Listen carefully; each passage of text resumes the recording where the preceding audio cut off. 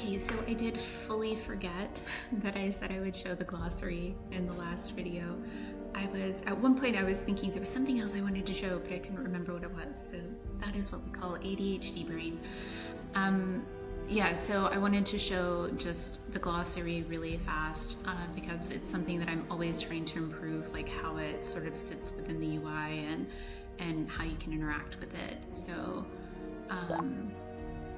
there's our glossary notification. Of course, we have two entries here. I'm just going to click one of them so that we can look at the glossary. So just like in When Stars Collide, you get this sort of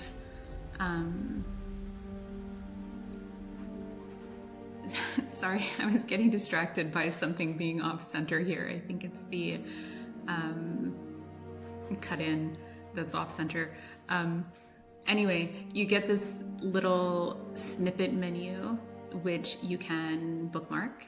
You can obviously close out of it, and you can read the full article. The full article takes you to this screen. Here, within this screen, you can turn this off. It's not clicking. You're supposed to be able to turn it off. Maybe the button is glitched. Oh, there we go. I guess you just have to hit like an exact space. I need to check the sort of hitbox of that button. So you can see the articles here. You can sort by which ones are new. You can sort by alphabet. You see here that there are a lot of different classifications. I don't think we've unlocked any of the one.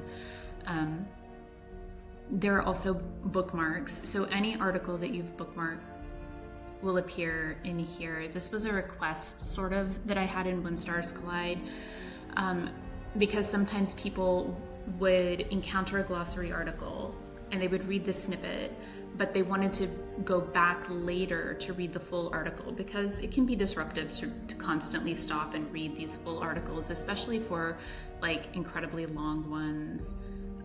I don't think any of these are particularly long, but there are plenty that like you have to scroll to read the whole thing.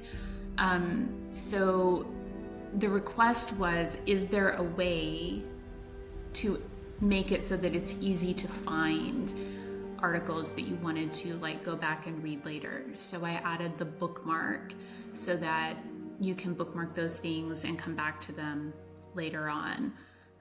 That's the main difference between this layout and When Stars Collide. I just tried for better organization and better tracking so that it's just more useful as a sort of lore encyclopedia as opposed to just like a place that constantly bombards you.